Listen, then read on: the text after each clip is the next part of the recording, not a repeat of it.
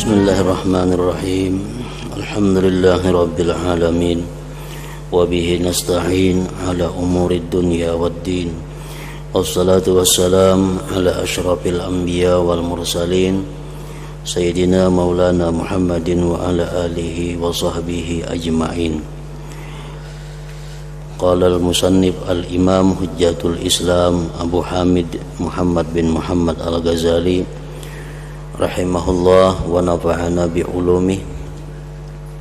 Thumma anzur kaifa khalaqallahu ta'ala alatin li tahrikil izam wa hiya al-'adalat. Fa khalaqa fi badanil insan 500 'adalatin wa 29 'adalah. Wal 'adalatu murakkabatun min lahmin wa 'asbin wa ribatin wa agsyiyah. Wahia mukhtalifatul maqadiri wal ashkal bihasabi ikhtilafi mawadi'iha wa qadri hajatiha. Fa'arba'un wa ishruna 'adalatan minha hiya li tahriki hadaqatil ain wa ajfaniha. Law naqasat wahidatun min jumlatiha ikhtalla amrul ain. Wa hakadha likulli 'udwin 'adalatun bi'adadin makhsusin wa qadarin makhsus. Wa amrul a'sab wal 'uruq wal awridati wasyarajin wa adaduha wa manabituha wa nasyi'abatuha a'jabu min hadza kullihi wa syarhuhu yatul. Balil fikri majalun bi ahadi hadhil ajza thumma bi ahadi hadhil a'dha thumma bi jumlatil badan. Fa kullu dzalik nazarun ila ajaibi ajsamil badan wa ajaibul ma'ani wasifat allati la tudraku bi hawas a'zam ila akhir. Makna daripada kalam al-Imam Hujjatul Islam Al-Ghazali rahimahullah wa nafa'ana bi ulumi. Kemudian pikirkanlah, renungkanlah bagaimana Allah Ta'ala menciptakan alat-alat untuk menggerakkan tulang-tulang.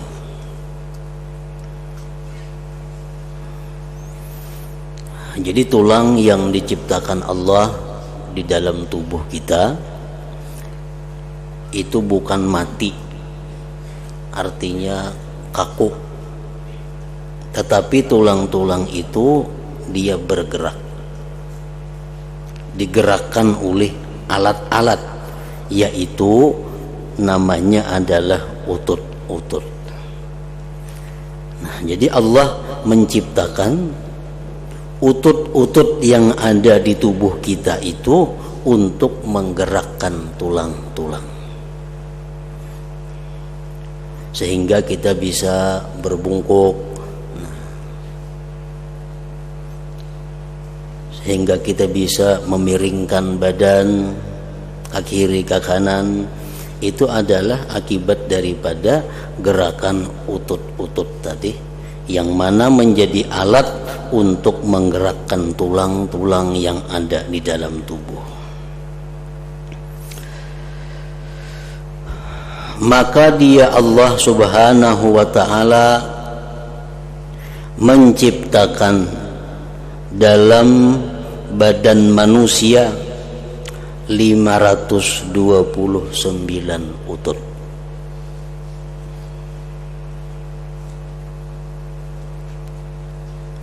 Utut adalah tersusun dari daging, urat saraf, pembalut dan tutuk. Dan ia bermacam-macam ukuran-ukuran dan bentuk-bentuknya menurut perbedaan tempatnya dan kadar keperluannya. Kita disuruh merenungi, mendalami pemikiran bagaimana Allah Subhanahu wa ta'ala menciptakan utut-utut di dalam tubuh kita yang berfungsi untuk menggerakkan tulang-tulang yang ada di dalam badan kita itu.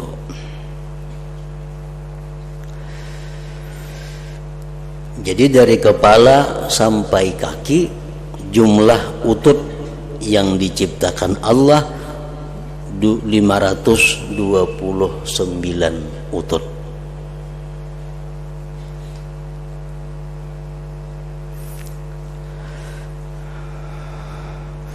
Maka 24 utut daripadanya yang 529 tadi adalah untuk menggerakkan biji mata dan pelupuk-pelupuknya.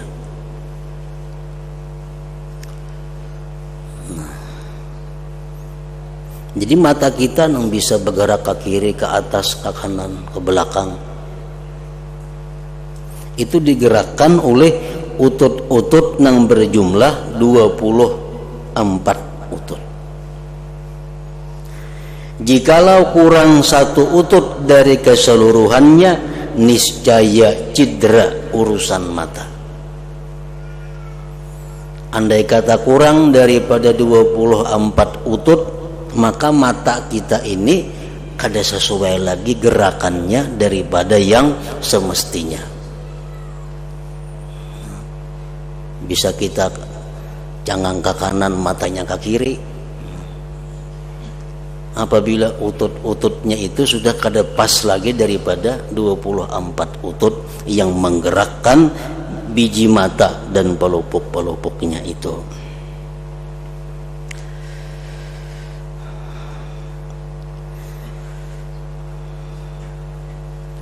Allah Subhanahu wa ta'ala yang menciptakan demikian itu, dan hanya Allah Subhanahu wa ta'ala yang mampu untuk menghisap, menghitung apa-apa yang diperbuat oleh mata selama di dalam dunia ini.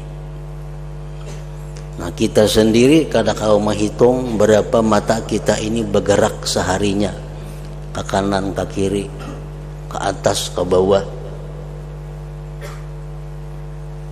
Karena kita kadang menciptakan mata itu. Allah Subhanahu wa ta'ala yang maha mencipta itu, dia menciptakan mata dan dia mengetahui kemana mata itu kita gunakan dalam sehari semalam ini. Dan Allah mampu menghisap, menghitung bahwa berapa mata kita yang kita gunakan untuk hal-hal yang dibolehkan, berapa kali mata kita digunakan untuk hal-hal yang dimakruhkan, berapa kali mata kita digunakan untuk hal-hal yang diharamkan olehnya. Nah, dia bisa menghisap yang demikian karena dia yang menciptakannya.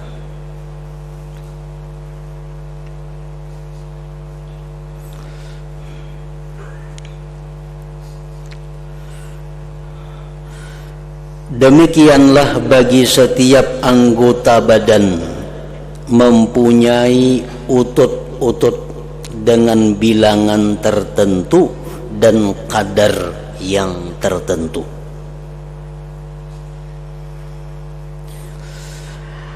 Dan urusan saraf, urat darah,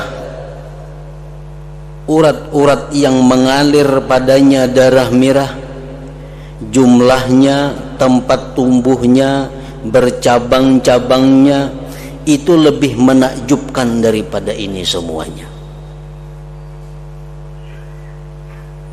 Berapa jumlah urat saraf? Berapa cabangnya urat yang dialiri darah merah?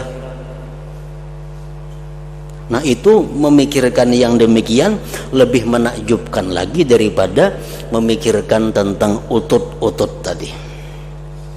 Dan semakin dalam pemikiran kita kepada apa yang diciptakan Allah, dan semakin kita takjub kepada apa yang diciptakan Allah, maka tentu pahala yang diberikan Allah lebih besar. Kita memikirkan sesuatu lalu kita takjub, kita dalami lagi pemikiran itu lalu lebih menakjubkan lagi. Kita dalami lagi pemikiran tentang tubuh kita umpamanya lebih menakjubkan lagi. Nah, semakin menakjubkan itu, semakin berlipat ganda pahala yang diberikan Allah Subhanahu wa taala.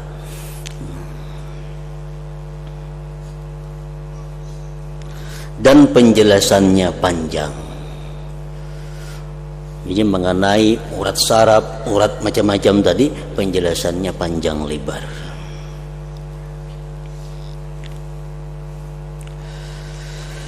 Maka bagi pikiran, bagi perenungan, ada jalan pada masing-masing bagian-bagian ini. Artinya kalau kita mau tafakkur, kalau kita mau merenungi, maka di dalam tubuh kita ini banyak jalan untuk ditafakuri. Asalkan kita ada kemauan untuk merenung, maka di dalam tubuh kita banyak jalan untuk mendapatkan renungan-renungan itu. Nah, maka bagi pikiran ada jalan pada masing-masing bagian-bagian ini. Kemudian pada keseluruhan badan, maka semua yang demikian itu adalah pemikiran pada keajaiban-keajaiban bentuk-bentuk badan dan keajaiban-keajaiban ma'ani, makna-makna dan sifat-sifat yang tidak dapat diketahui dengan panca indera, itu lebih menakjubkan lagi. Jadi di dalam tubuh kita ini ciptaan-ciptaan Allah yang dapat dilihat dengan panca indera itu sudah menakjubkan. Tetapi yang kada bisa dilihat dengan panca indera namun dirasakan itu ada, itu lebih menakjubkan lagi.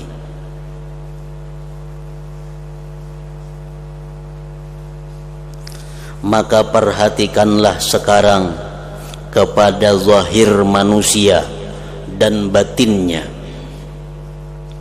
kepada badannya dan sifatnya, maka kamu dapat melihat dengannya daripada keajaiban-keajaiban dan ciptaan yang menuntut keajaiban.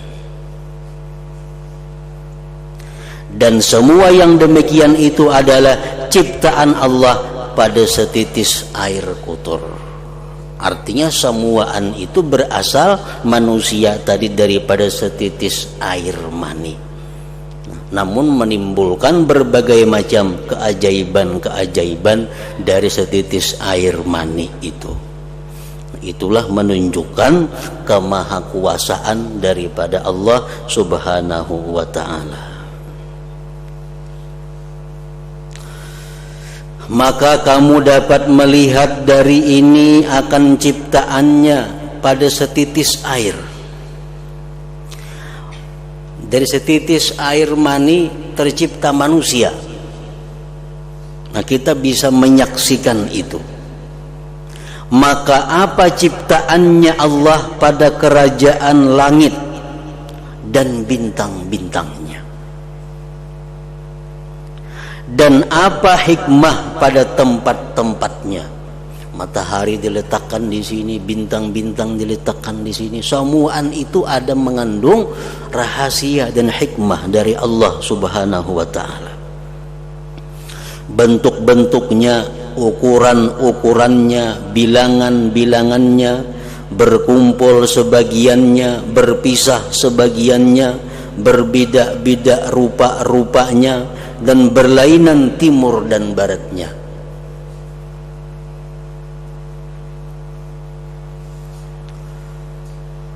Maka janganlah kamu mengira bahwa satu zarrah, satu biji yang sangat kecil pun dari kerajaan langit itu terlepas dari hikmah dan hukum Allah Subhanahu wa ta'ala. Jadi jangan kita menyangka, jangan mengira bahwa sekecil apapun yang ada pada alam ini kada mempunyai arti, kada mempunyai hukum. Allah Subhanahu wa ta'ala menciptakan sesuatu pasti ada hikmah di dalamnya dan ada hukum yang terkandung di dalamnya. Itu dijelaskan oleh Al-Quran. Wa ma khalaqnas sama wal arda wa ma bainahuma batila. Tidaklah kami menciptakan langit, bumi dan isinya batila, tidak bermakna. Nah, jadi itu satu kewajiban yang kita i'tikadkan bahwa sekecil apapun yang ada di bumi ini itu pasti ada mengandung rahasia, pasti ada mengandung hukum, kada terlepas daripada hukum.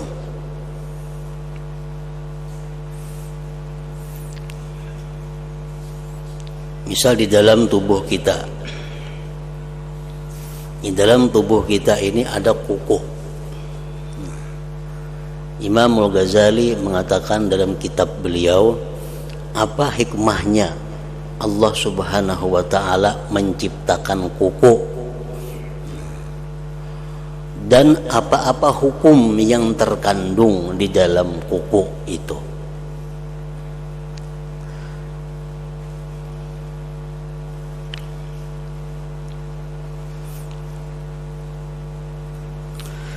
Pertama, ujar Sidin menyebutkan kuku itu hikmahnya adalah lizinah, untuk perhiasan. Artinya jariji kita ini dengan adanya kuku menjadi baik, menjadi nyaman dilihat. Coba kita bayangkan menjariji kita kada bakuku bulat, baiklah. Jadi Allah mengolahkan kuku ini, satu hikmah kegunaannya adalah untuk zina, perhiasan. Yang kedua, ujar Sidin, hikmahnya kuku itu diciptakan oleh Allah lil imad, untuk menahan daging. Kan jariji ini daging kalau ujungnya ini, nah amun kada ada kukunya lama kada ada penahannya. Bisa pindah kayak lilih nih, itu dagingnya kayaknya. Jadi adanya kuku ini semacam penguat bagi daging yang ada di ujung jariji ini. Yang ketiga, ujar Sidin, hikmahnya Allah menciptakan kuku itu liltikatid dakik, untuk mengambil nang halus-halus nang kada kawa diambil oleh jariji. Menguit-nguit nang apakah mun kada bakuku saling ngalihan tuh. Tapi karena ada kuku, kalau nyaman menguit.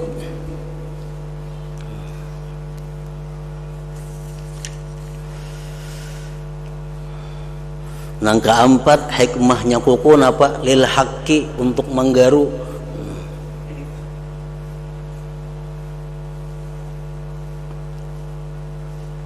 Nah, hanya 4 nang diketahui.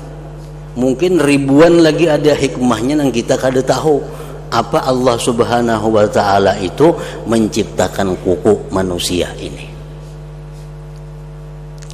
Nah, jadi setiap sesuatu itu ada hikmah dan ada hukum. Lalu apa hukum yang terkandung dengan urusan kuku ini? Pertama, kuku itu sunat dipotong selambat-lambatnya dalam 40 hari sekali. Nah, ada hukumnya. Yang kedua, hukum yang berkaitan dengan kuku, kalau kita bersentuhan dengan lawan jenis tapi yang bersentuhan itu kuku, kada batal wudunya. Tahu loh.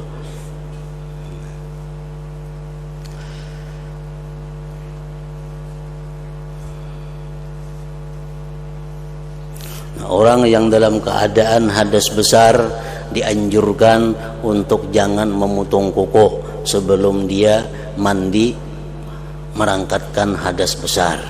Nah, hukum kuku. Orang yang sedang ihram kada dibolehkan memotong kuku.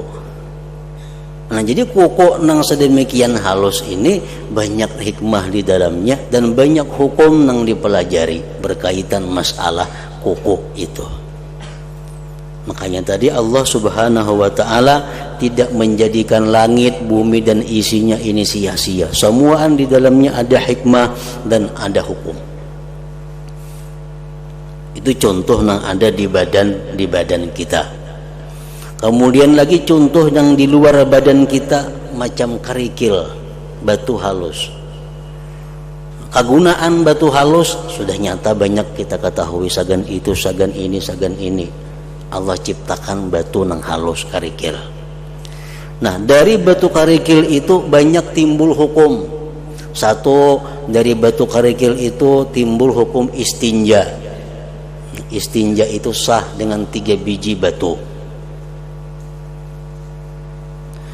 Yang kedua, orang melontar jamrah tidak sah kalau tidak dengan batu. Orang melontar jamrah kada sah bila kada lawan batu. Yang ketiga, contohnya lagi hukum yang berkaitan dengan batu itu, orang yang melakukan perzinahan dia akan dirajam, dilimpari dengan batu.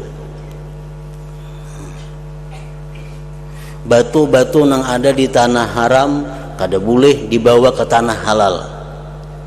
Nah, itu hukum-hukum yang berkaitan dengan batu.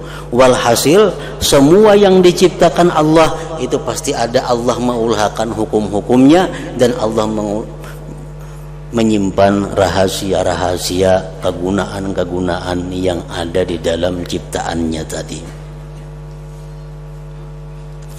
Makanya kita dianjurkan setiap kali kita melihat sesuatu yang diciptakan oleh Allah Subhanahu wa taala, kita diperintahkan, dianjurkan untuk mengatakan sekurang-kurangnya di dalam hati kita, Rabbana ma khalaqta hadza batila subhanaka faqina adzabannar.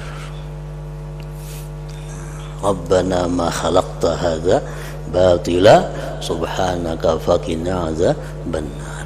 Melihat nang apa nang pina aneh-aneh, melihat nang pina ganjil-ganjil, melihat nang pina kecil kada ada manfaatnya menurut penglihatan kita, tapi kita disuruh mengata Rabbana ma khalaqta hadza batila subhanaka faqina adzabannar. Rabbana, hai Tuhan kami, ma khalaqta hadza batila, tidaklah engkau menciptakan ini sia-sia. Pasti ada hikmahnya, pasti ada hukumnya. Subhanaka, maha suci engkau daripada memperbuat sesuatu yang sia-sia. Maha suci engkau daripada menciptakan sesuatu yang tidak mengandung manfaat, tidak mengandung hikmah. Faqina adzabannar, maka hindarkanlah kami daripada azab neraka. Melihat di tubuh kita umpamanya hal-hal yang kadang menyenangkan kita, melihat bisul di awak kita sakit dan kada baik, tapi hendaknya kita tetap mengucapkan Rabbana ma khalaqta hadza batila, wahai Tuhan engkau tidak sia-sia menciptakan bisulnya, pasti ada rahasianya nang apa.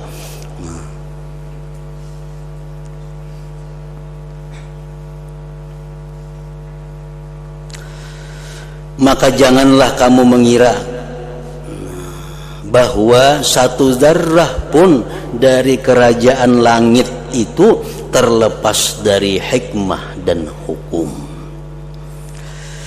Bahkan kerajaan langit itu adalah ciptaan yang paling sempurna dan bikinan yang paling teliti,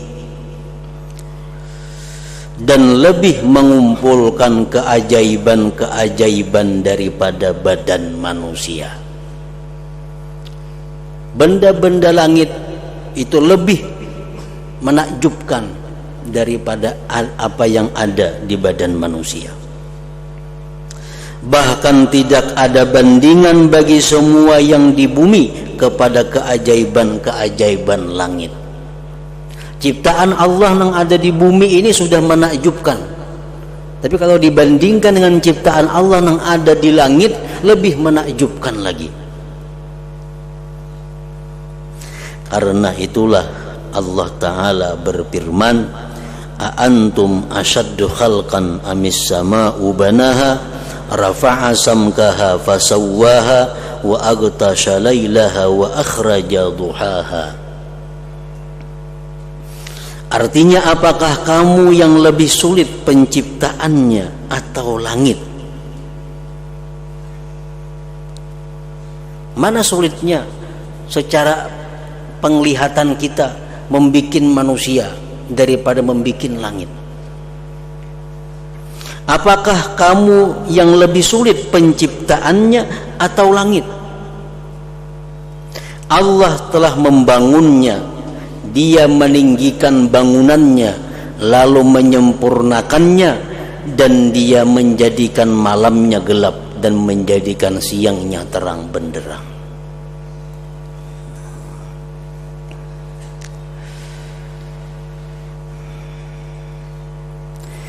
Maka kembalilah sekarang kepada air mani tadi, dan pikirkanlah, renungkanlah keadaannya pertama-tama. Renungkanlah air mani itu pertama-tama, dan kepada apa ia jadi yang kedua. Segumpal darah jadi segumpal daging, berbentuk macam manusia, ditiupkan roh.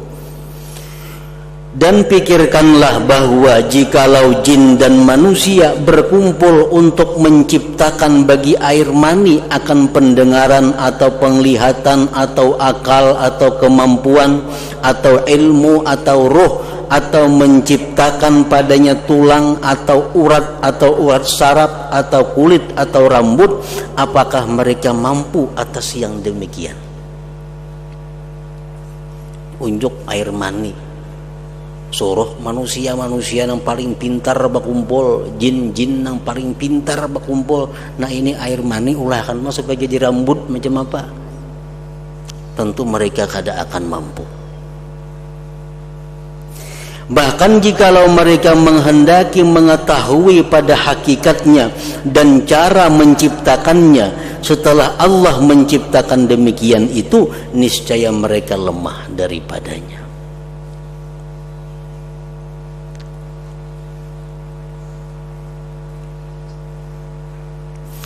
Maka yang mengherankan darimu, jikalau kamu memandang kepada gambar manusia. Yang aneh jika kamu memandang kepada gambar manusia yang digambar di atas dinding, yang dikerjakan dengan teliti oleh pelukis dalam menggambarnya, sehingga yang demikian itu gambar tadi mendekati kepada bentuk manusia, dan orang yang memandang kepada gambar tadi berkata seolah-olah itu adalah manusia. Daripada haratnya tukang lukis nih, telitinya tukang lukis, sampai-sampai orang yang melihat lukisan itu seolah-olah manusia bujuran. Nah, maka besarlah kekagumanmu dari ciptaan pelukis, kecerdasan, keringanan tangannya, dan kesempurnaan kepandaiannya. Niscaya kita kagum dengan pelukis itu. Niscaya kita memuji kepada pelukis itu. Dan besarlah tempat pelukis itu dalam hatimu. Pasti kita hendak tahu orangnya siapa yang melukis itu. Begitu tahu orangnya, kita akan terbayang-bayang, itu pelukisnya yang melukis gambar yang begitu hebat, begitu indah tadi. Padahal kamu tahu bahwa gambar itu sesungguhnya sempurna dengan cat-cat, pina, tangan dan dinding, dan dengan kemampuan dan ilmu dan dengan kehendak. Padahal apa ada gambar itu hanya sekedar cat dinding. Dan sesuatu dari demikian itu tidak dari perbuatan pelukis dan ciptaannya. Padahal pelukis itu meniru manusia benar, menggambar manusia. bukan menggambar saurang kada, bukan dapat saurang kada, mencontoh manusia. Si pelukis melihat manusia digambarnya sehingga sama mirip dengan manusia. Nah, kita yang melihat itu kagum dengan pelukis tadi dan mengucapkan puji-pujian kepada si pelukis tadi, bahkan sangat menghargai kepada pelukis itu. Tetapi ia adalah dari ciptaan orang lain, padahal yang dilukis itu manusia ciptaan Allah. Dan hanya saja puncak perbuatan pelukis adalah mengumpulkan di antara cat-cat dan dinding atas susunan tertentu, maka banyaklah kekagumanmu kepadanya dan kamu memandang besar kepadanya pelukis tadi. Nah, ini menunjukkan bahwa mata hati kita kada sampai kepada apa yang sebenarnya. Nah, mata hati kita hanya melihat sesuatu yang zahir, melihat sesuatu yang hanya dilihat oleh mata. Padahal ajaran Allah Subhanahu wa ta'ala menghendaki, ajaran Allah memerintahkan agar kita melihat sesuatu yang ajaib, sesuatu yang mengagumkan, bahwa kita itu kembali kepada Allah Subhanahu wa ta'ala, Sang Maha Pencipta yang sebenarnya. Nah, itu yang dikehendaki Allah. Tapi karena kekurangan ilmu daripada kita, kekurangan pelajaran daripada kita, kekurangan siraman rohani daripada kita, sehingga kita selalu terpaku sampai pada zahir sesuatu, sampai kepada kulit sesuatu.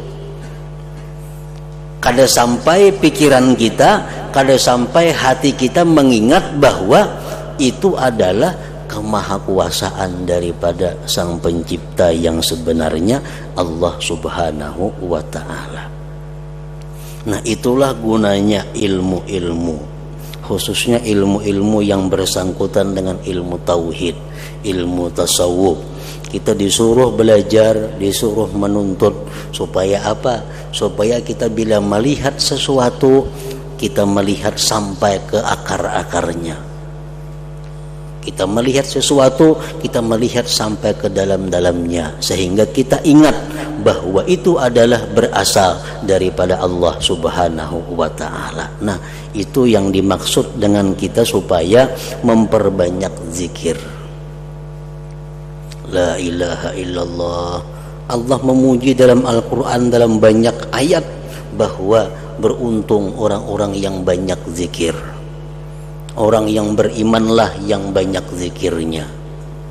Kenapa? Karena dengan zikir yang benar kita akan bisa mengamalkan, kita akan bisa mempraktikkan bahwa apabila kita melihat sesuatu itu, kita melihat kepada Pencipta yang sebenarnya, Allah Subhanahu wa ta'ala. Nah, contohnya kita berzikir la ilaha illallah. Nah, di dalam hati kita apa? Kita disuruh di dalam hati kita mengingat, di waktu kita mengucap la ilaha illallah itu, di dalam hati kita la fa'ila illallah. Tidak ada yang memperbuat, tidak ada yang mencipta selain Allah. Nah, jika kalau terlatih kita berzikir dengan bujur la ilaha illallah, dalam hati kita la fa'ila illallah, la ilaha illallah, dalam hati tidak ada yang berbuat selain Allah, la ilaha illallah, tiada yang berbuat selain Allah. Misal 1000 kali kita sehari demikian, nah itu akan membuahkan satu hasil. Hasilnya apa? Kita bila melihat sesuatu, lalu kita ingat bahwa yang berbuat itu sebenarnya adalah Allah Subhanahu wa ta'ala. Nah, macam itu orang yang bertauhid yang benar. Nah, kenapa kita melihat sesuatu kita kada ingat lawan Allah? Kita melihat orang yang baik lukisannya, kita justru ingat pelukis. Mungkin salah satu sebabnya kita kurang berzikir, atau banyak berzikir cuma hatinya kada berzikir. Ingat dimuntung aja la ilaha illallah beribu-ribu sehari, itu ada manfaatnya tapi kada sebesar apa yang diharapkan. Mestinya zikir di mulut itu ditunjang oleh zikir di dalam hati. Nah, zikir dalam hati itulah yang membuahkan hasil. Bila mana kita melihat sesuatu, kita ingat bahwa itu adalah perbuatan Allah. Kita melihat sesuatu, kita ingat itu adalah ciptaan Allah. Nah, berkat memperbanyak zikir tadi. Jadi salah satu penyebabnya kita ini kada kembali kepada Allah karena kita kurang zikir. Kita membayangkan kalau 1000 sehari dalam hati kita nih, 1000 sehari, apalagi lebih. Tidak ada yang berbuat selain Allah, tidak ada yang menciptakan selain Allah, tidak ada yang memberi selain Allah. Mulut kita la ilaha illallah, la ilaha illallah. Di dalam hati tidak ada yang memberi selain Allah, tidak ada yang mencipta selain Allah. La ilaha illallah, tidak ada yang mematikan selain Allah. La ilaha illallah, tiada yang menghidupkan selain Allah. La ilaha illallah, tiada yang melindungi. Dalam hati berputar-putar itu nah, tapi di mulut la ilaha illallah. Nah, kalau ribuan kali sehari kita demikian, maka akan jadi satu hasil tadi. Karena kita kurang nang demikian, kalau banyak ada ingatnya. Jadi melihat sesuatu nang kita lihat hanya zahirnya, nang kita lihat hanya kulitnya.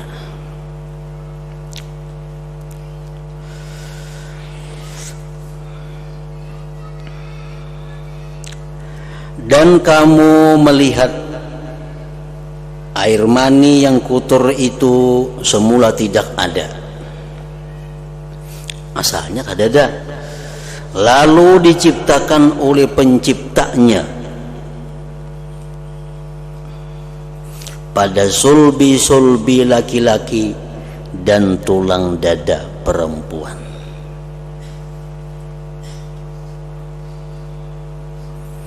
Falyanzuril insanu mimma khuliqa mimma indafiq yakhruju min bainis sulbi wat taraib. Allah memerintahkan kita, falyanzuril insanu mimma khuliq, hendaklah merenung manusia itu dari apa dia diciptakan, jari Tuhan. Hendaknya memikirkan manusia itu dari mana asalnya. Khuliqa mimma indafiq, diciptakan manusia daripada air yang memancar, air mani. Di mana datangnya air mani? Yakhruju min baini sulbi wat taraib, keluar daripada sulbinya laki-laki dan tulang dadanya perempuan. Jadi air mani laki-laki itu letaknya di sulbi, sedangkan air mani perempuan itu letaknya di taraib, di tulang dadanya. Nah, oleh karena itu ujar para ulama, perempuan itu, ibu-ibu itu lebih sayang kepada anak daripada bapaknya. Kenapa? Karena air mani perempuan itu di dada, parak lawan hati hendaknya, sedangkan air mani laki-laki di sulbi, jauh menurut wakilan pada hati.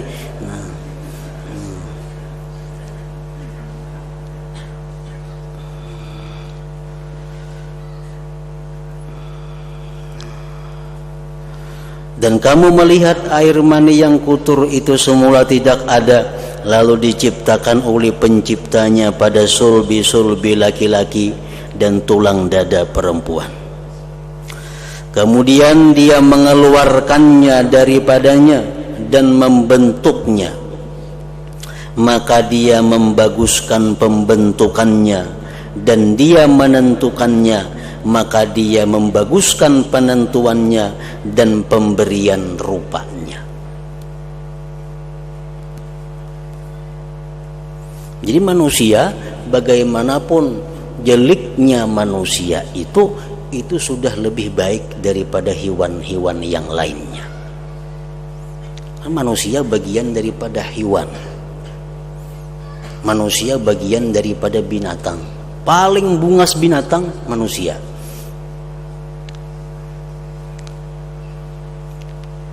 Makanya orang nang bungas kah, nang kada bungas kah, bila baca ramin disuruh berdoa oleh Nabi kita. Apa doanya?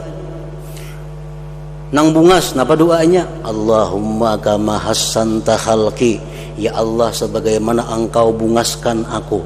Nang kada bungas pang sama, Allahumma kama hassanta khalqi, ya Allah sebagaimana engkau bungaskan ciptaanku. Kenapa? Karena sejelik-jelik manusia lebih baik daripada, lebih bungas daripada binatang-binatang nang lainnya. Karena manusia adalah jenis daripada hewan.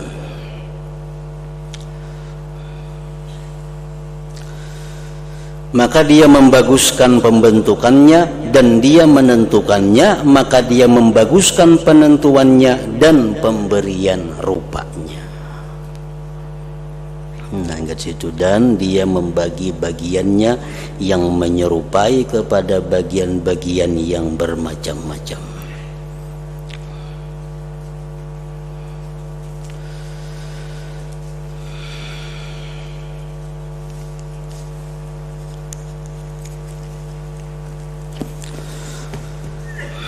أفضل الذكر فاعلم أنه لا إله إلا الله محمد رسول الله لا إله إلا الله محمد رسول الله لا إله إلا الله محمد رسول الله لا إله إلا الله لا إله إلا الله لا إله إلا الله لا إله إلا الله لا إله إلا الله الله الله الله الله الله الله الله الله الله الله الله الله الله الله الله